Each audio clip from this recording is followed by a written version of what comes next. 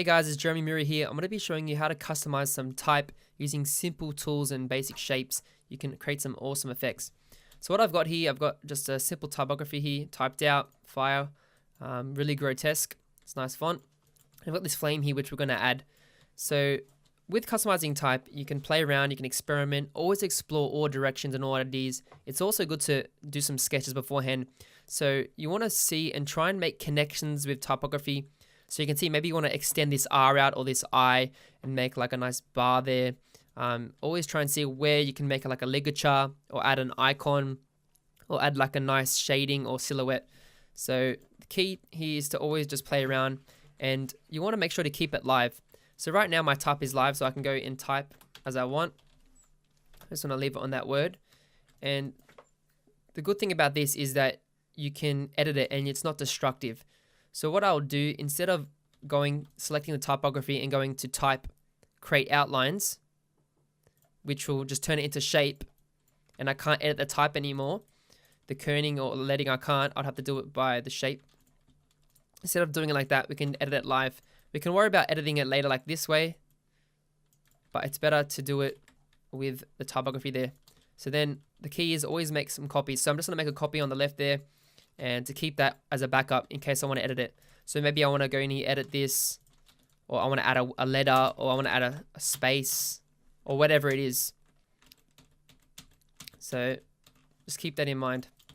So I've got this, and now what I want to do, I'm just going to start playing around, experimenting. So I'm going to get this flame, I'm going to make a copy. We'll put it over this, and we'll change it to red. It's got the eyedropper tool and just made it red. So already we're starting to see some nice effects there, nice silhouette. That's kind of looking cool. You know, maybe we can even make it smaller, but you can see here there's this space I want to get rid of. So what I'm going to do is just use my basic tools. So usually I use the rectangle tool or ellipse tool. You can also use the pen tool as well. So I can just go here with the pen tool if I want, just pressing P, and I can go create a box there and then see how that looks. And to bring that object up the front, I can go Object, Arrange, Bring to Front to see what it looks like. So now it's on top of that shape. So you can see all these pieces are live. So maybe we like this. What I'm going to do is just create a copy up here, and I'll just make it smaller there. So we have that as a backup. So if we mess up, we can always go back to that last stage we created and use that. So maybe I want it like this. Maybe sideways looks good. Make sure you select the right object. Yeah, that's looking pretty sweet. I want to try and keep it the weight consistent there.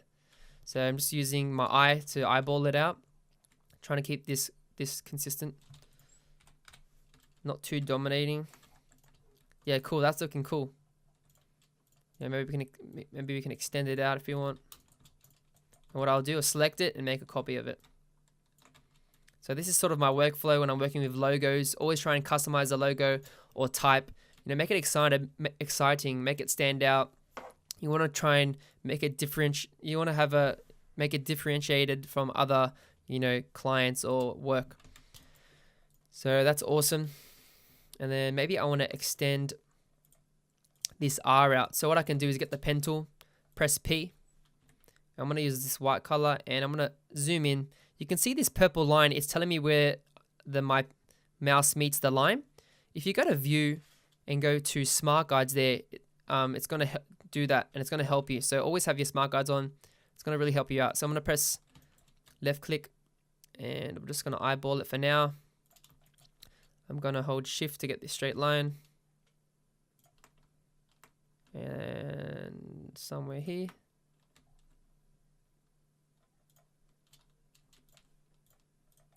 And then we can always just use the direct selection tool by pressing A, which is the white one, the white mouse.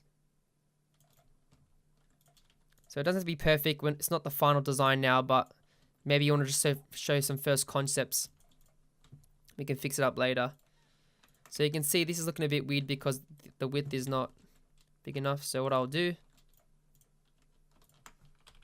edit that width. You can also use a rectangle to measure the width as well, which I like to do. So I'll usually measure the width, so then I can just go like this. Select these two anchors and bring it down. to make it consistent there.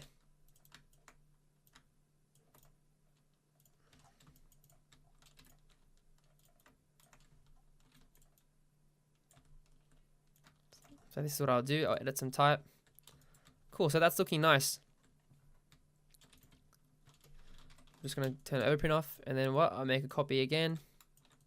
And just simply like that, we can just edit, and the type is still live, so we can go in here and edit that, delete it, and play around with it, and get some awesome effects. So the key is to just play around, experiment, use the rectangle tool, use the pen tool if you want to, and, you know, just try out different things. So maybe this one might look cool, and see how it's all connecting, like this eye and this bottom bit. Maybe I want to connect this bit, extend it out, and just see what that looks like. You never know until you try.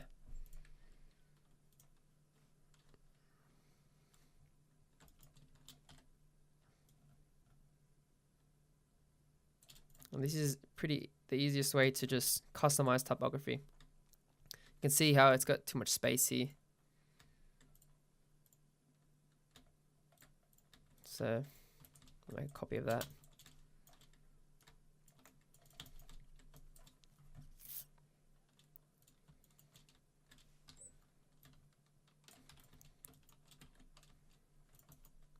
I'm going to just continue to play around. Kind of don't like that. Or we can do it like this.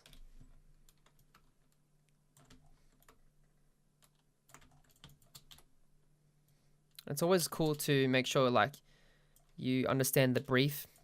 Maybe if it's not a client work, maybe it's just for fun to get your portfolio up. You can do it that way. But you want to make sure that it's in line with what the client needs and the target audience. So that's kind of looking good. And you can see how I'm trying to keep everything neat and aligned together. So you can see this is off. So what I'll do, I'll just use rectangles to keep everything aligned and use that as a guide. So by creating simple guides, you can make it neat, tidy, so it's visually appealing, it's visually balanced. And then later on, I'll go through and make changes where it's needed, so it's ready for the final artwork. Cool, so I like that. And yeah, that's pretty much how you edit typography in Illustrator. There's so much things that you can do with it, and I hope you guys enjoyed the tutorial. Subscribe for more content, and leave a comment below if you thought this was pretty cool. So thanks guys, I'll see you soon. So maybe we've done editing, and you know, so after we finished editing and we're happy with our result, what we're going to do now is we're going to fix it up.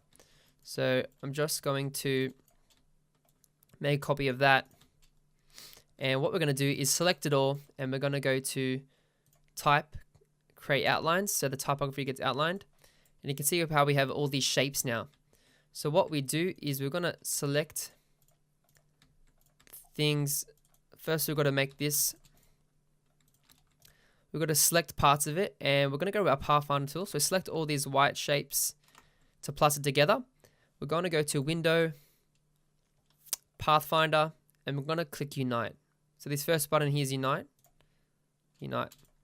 So you can see now it's all one shape, like that. And then what I'm going to do is bring this to the back. So we have this flame here, and you can see it's still a shape. We want this to be punched out of the R. So I'm going to select this, select the shape by holding Shift. Now instead of pressing Unite on the Pathfinder, we're going to press the second one, which is minus front. So make sure the flame or your object is on top. I'm going to press that. But first you can see how what happened, it didn't work, and it punched it out of the whole object.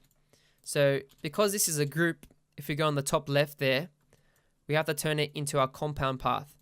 So what we're going to do is go to, just select our shape here, go to Object,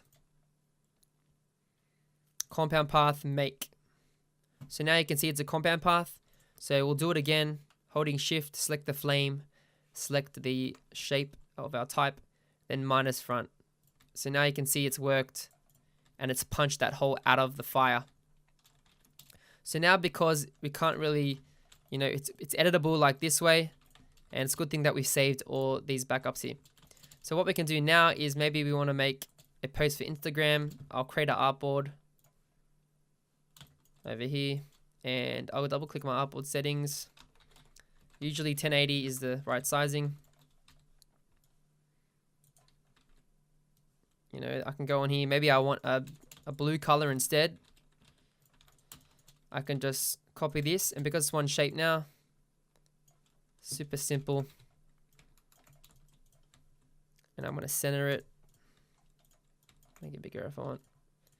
And then what I'll do is I'll press Ctrl-Shift-Alt-S to go to Save for Web, and then I can just save it as a JPEG, and then that's it. Save, and you're all done. So that's a good way to clean it up. And, obviously you can spend more time on it, but this is a quick way to, make some edits and get it ready to put on a presentation or on Instagram or wherever. So yeah, I hope you guys enjoyed the tutorial. Let me know in the comments below if this was handy, and subscribe for more content every week.